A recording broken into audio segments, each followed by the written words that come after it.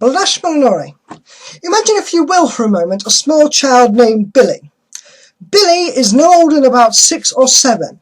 Billy's mother, Janet, is preparing herself for a very important formal dinner party and is thus laying the table. Billy comes in and asks his mother, "Can I please help?" His mother says no, as it'd be quicker to do it herself. Billy ignores his mother and instead goes on to pick up a large, big china pot filled with cream from the table behind him to bring over to the table that is being laid. But near the table, Billy trips and smashes the china pot on the floor, spilling out all the cream that was inside all over the floor. Billy's mother, Janet, snaps at Billy, shouts at him, spanks him and sends him away. Some would consider this course of action to be an effective punishment for Billy. However, what has Billy exactly learned from this encounter? What exactly was the punishment for? Was it for trying to help out his mother when he was told not to? Is it for smashing the precious china pot? Or is it for spilling the cream all over the floor and making a mess? How exactly from this punishment alone is Billy supposed to learn what exactly he did wrong to begin with? This is why punishment alone is considered the least effective form of behavioural correction. All it tells the person is that that previous course of action was bad. It tells nothing and says nothing about what the good behaviour and the good course of action should be. And it can so easily be ambiguous unless it is specified exactly what the person has done wrong. In a recent BBC documentary entitled Kids Behind Bars, the children's prison of Vinnie Green shows this exact same point. In support of this principle, instead of simply punishing for negative behaviour, while they are there are positive and negative consequences for the different actions.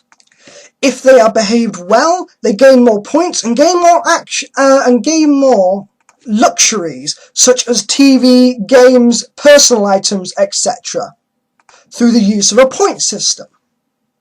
However, negative behaviour, such as fighting, they continuously remove these luxuries, such as TV, personal items, games, etc. This gives a clear guideline as to what behaviour is acceptable and what behaviour is not acceptable, and it's a perfect example of what is known in psychology as operant conditioning.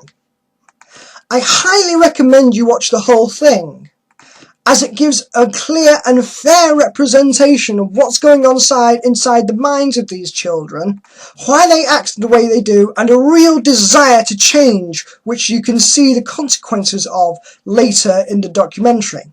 It shows a brilliant desire to change and become better people.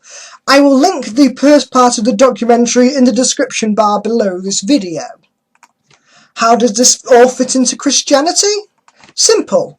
Christianity may offer us a very pleasant reward for good behaviour, but it also gives a ridiculously extreme and out of proportionate punishment for bad behaviour, especially behaviour which really isn't that bad. I highly recommend you watch the video by Trusting Doubt entitled God's Emotions, Why the Biblical God is So Human, Part 1 of 9. She does a fantastic video series on psychology and religion, which gives brilliant insight into how psychology can be used to explain the behavioural characteristics of the Christian God. I highly recommend you subscribe to her, and I will also link it down below. But moving on, fundamentalist Christians will often suggest that there is an absolute black and white moral standard set by God and threaten those that do not follow it with hellfire. But the biggest thing that Christians fail to ask is, why? What is so bad and immoral about being a homosexual, or an atheist, or even both in the case of Prof MTH? Why do we deserve to burn in hell for such relatively trivial crimes? Just saying that God says so is not nearly good enough, as all that achieves is one huge appeal to the authority logical fallacy. I have heard some Christian fundamentalists, such as Shock of God, suggest that homosexuals live shorter lives, and thus that is why it is wrong, or at the very least should be discouraged. But again, this does not ask why homosexuals live shorter lives.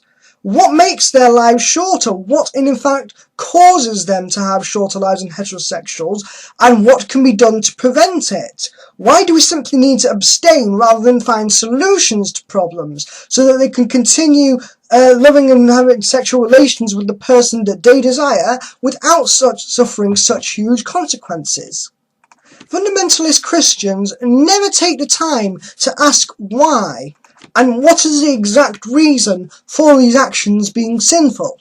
On top of that, how is punishment after death going to achieve anything? Especially if it lasts for the rest of eternity. How are we supposed to understand and learn from our mistakes as to what is right and wrong and why if we are never given the chance to improve or have any sort of moral justification explained to us? Scare tactics and threats of incredibly excessively harsh punishment will do nothing to build a constructive view of morality.